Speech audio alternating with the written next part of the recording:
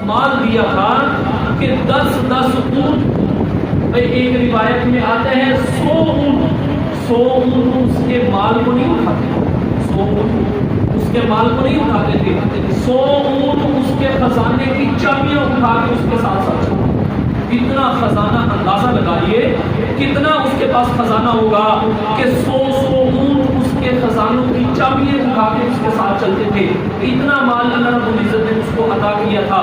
موسیٰ علیہ السلام نے کہا ہے قارون، اللہ نے جو تجھے مال عطا کیا ہے، اس مال میں سے جو تیرے ارد گرد فقراء اور مساکین، غریب اور یتیم لوگ ہیں، حاجت مند لوگ ہیں، جو رات کو بھوکا اور ننگا سوتے ہیں، ان کو جو ہے اپنا مال عطا کر، تاکہ جو ہے تیرا رب تجھ سے راضی ہو جائے۔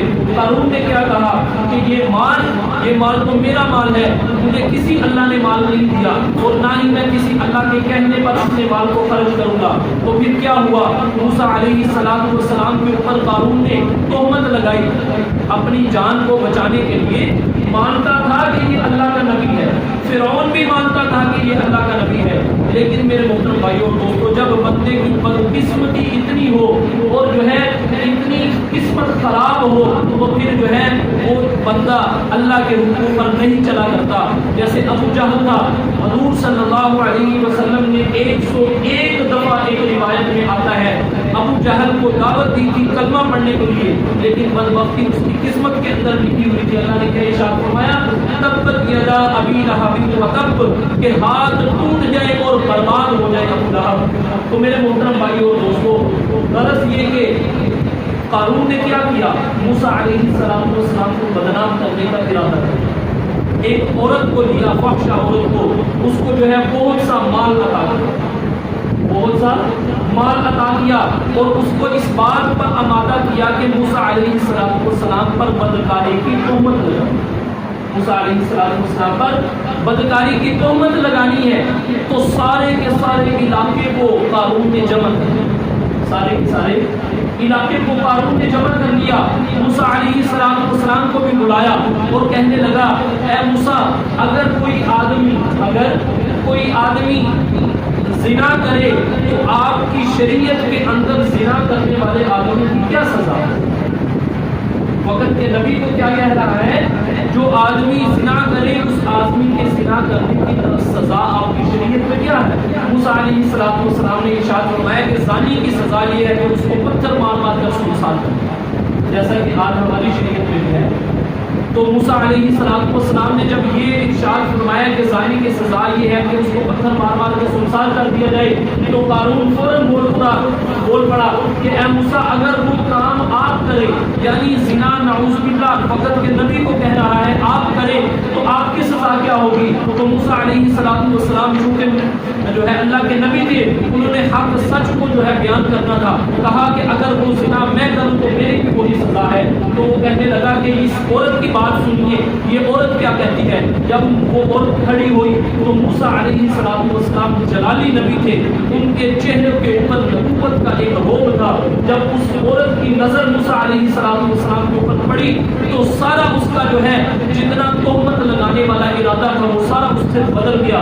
وہ کہنے لگی کہ اے موسیٰ، مجھے معاف کر دیجیے۔ اس قارون نے اس نے موسیٰ علیہ السلام کو مجمع کے اندر بدنام کرنے کی کوشش کی، لیکن اللہ نے پوری قوم کے سامنے قارون کو اس طرح جو ہے ذلیل اور خوار کیا کہ وہ عورت کہنے لگی کہ اے جو ہے موسیٰ علیہ السلام، اس قارون نے جو ہے مجھے مال و دولت دے کر اس بات پر جو ہے آمادہ کیا تھا کہ میں آپ کو اس بڑے مجمع کے سامنے جو ہے بدنام کر دوں۔ تو موسیٰ علیہ السلام فوراً اللہ کے سامنے سجدے میں گر گئے۔ اللہ نے کہا اے موسیٰ، آپ کیوں پریشان ہوتے ہیں؟ اپنا سر اٹھائیے، یہ زمین آپ کے تابع ہے، یہ زمین آپ کے تابع ہے، اس کو حکم تو دیجیے، جو آپ حکم دیں گے یہ زمین ویسے ہی آپ کے حکم کی جو ہے تابع داری کرے گی۔ اللہ رب العزت کے حکم سے حضرت موسیٰ علیہ السلام نے زمین کو حکم دیا ہے زمین اس قارون کو پکڑ لے۔ جب زمین کو یہ حکم ہوا تو زمین نے قارون کے قوم کو جکڑ لیا اور اپنے اندر جو ہے قارون کو دبانا شروع کر دیا۔ اتنا دبایا کہ قارون گھٹنوں تک جو ہے زمین کے اندر جو ہے چلا گیا۔ جب گھٹنوں تک گیا تو موسیٰ علیہ السلام سے معافیا مانگنے لگا۔ موسیٰ علیہ السلام کو جب غصہ آتا تھا تو جلالی نبی تھے، بہت زیادہ غصہ آتا تھا، فرمایا زمین کو اور اس کو پکڑ، ناف تک زمین کو پکڑ قارون کو اپنے اندر دبوچ لیا. پھر زمین کو کہا اور اس کو پکڑ. زمین نے قارون کو گردن تک پکڑ لیا. جب گردن تک پکڑا تو اس نے جو ہے اپنا پینتھرا بدلا, اس نے جو ہے اپنی جو ہے کایا پلٹی. کہنے لگا اے موسیٰ کیا تم اس مال کی وجہ سے مجھے جو ہے زمین کے اندر جو ہے دنسا رہے ہو؟ جاؤ یہ سارا مال بھی میں تمہیں دے دیتا ہوں, لیکن مجھے جو ہے بخش دو, میری جان کو بخش دو. موسیٰ علیہ السلام نے کہا اے زمین اس قارون کو بھی پکڑ لے اور اس کے سارے مال اور اس کے خزانے کو بھی اپنے اندر دفن کر لے. پھر کیا ہوا, زمین نے قارون کو بھی اپنے اندر دفن کر دیا تو سارے کے سارے خزانے کو بھی زمین نے دفن کر دیا. علماء کرام نے لکھا ہے کہ قیامت تک قارون اور قارون کا جتنا مال و دولت اور خزانہ تھا سارا زمین کے اندر جو ہے دنستا جا رہا ہے. آج بھی وہ زمین کے اندر نیچے سے نیچے جا رہا ہے.